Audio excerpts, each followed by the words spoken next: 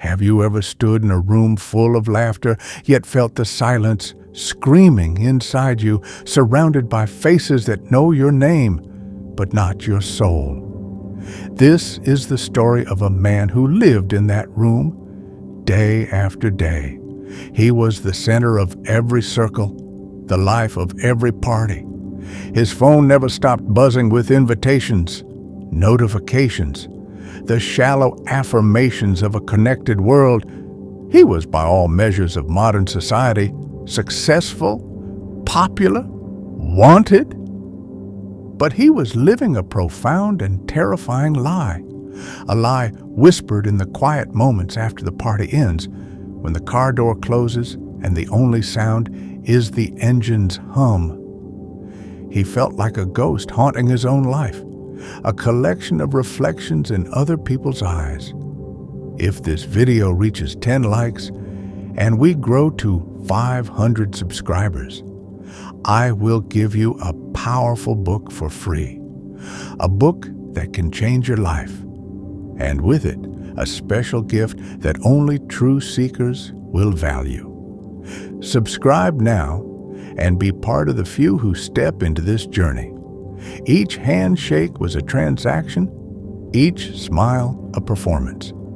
He wore a mask so perfectly crafted that he had begun to forget the face beneath it. This is what psychologists call the persona, the social mask we present to the world. It's the version of us that is polite, agreeable, impressive. It's not inherently bad. It's a tool for navigating the complex world of social interaction. But for this man, the mask had fused to his skin. The performance was no longer an act. It was his entire existence. His friends, they weren't friends. They were an audience. They applauded his jokes. They admired his stories. But they never once asked about the silence that followed. They loved the light he projected, but were terrified of the darkness from which it shone. They were friends of the character he played, not the man who was suffocating backstage. The breaking point wasn't a loud explosion, it was a quiet click. It was a Tuesday night.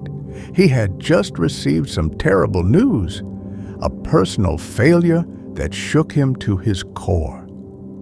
He sat in his pristine apartment, the city lights twinkling outside like a million unfeeling eyes, and he scrolled through his contacts. Hundreds of names, hundreds of people he had laughed with, drank with, celebrated with. He pressed a name, a best friend. The call went to voicemail. He tried another and another. The replies that trickled in later were texts. "So sorry, man. Busy week. Let's catch up soon.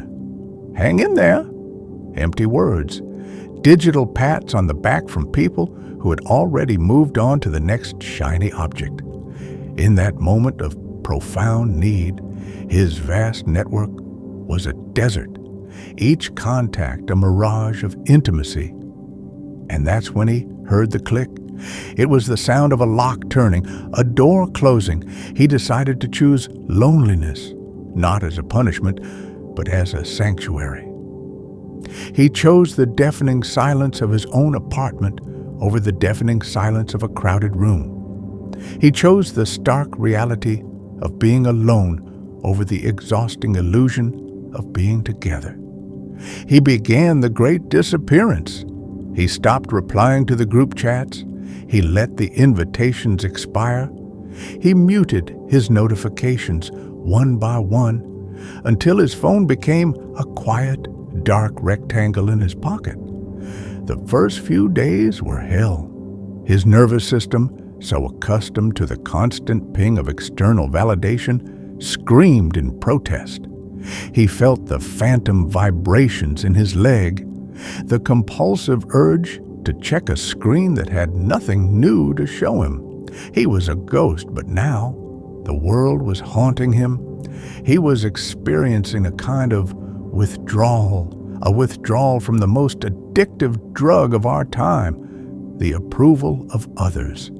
His mind, so used to the noise, now had to face what the noise was drowning out.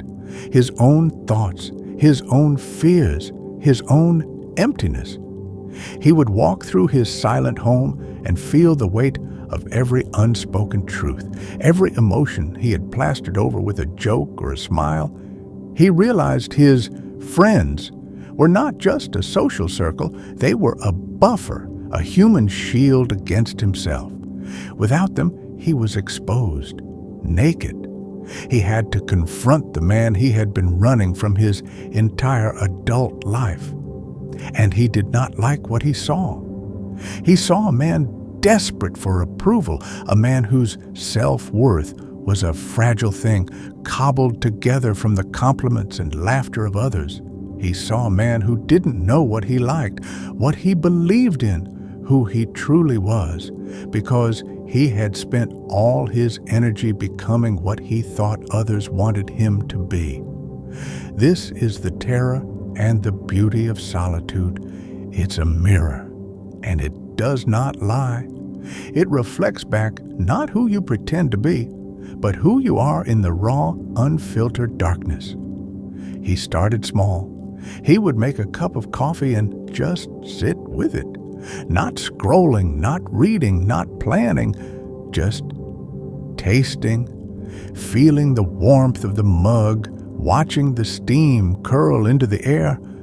He was relearning how to exist, how to be present in his own life. He started walking, not to get anywhere, but just to walk. He noticed things he had never seen before. The intricate pattern of a spider's web, the way the afternoon light filtered through the leaves of a tree, the tired kindness in the eyes of a stranger. His world, which had once been a sprawling map of social engagements, was shrinking, but it was also becoming infinitely deeper. He was trading width for depth. He found an old, dusty box of books he had bought years ago but never read.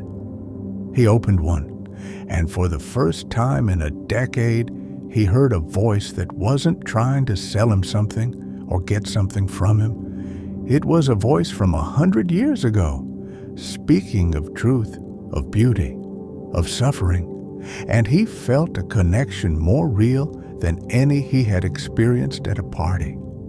He was building a new relationship, a relationship with himself. He learned to enjoy his own company, to listen to his own thoughts without judgment. He discovered he had a sense of humor that was quieter, stranger than the one he performed for others. He found he had opinions that were messy and uncertain, not the clean, confident sound bites he used to deliver. The process was brutal. There were days he felt an ache of loneliness, so profound it felt like a physical illness. He would see groups of people laughing on the street and feel a pang of exile, a fear that he had made a terrible mistake, that he had severed himself from the human race and would die alone. But then he would remember the feeling of that Tuesday night,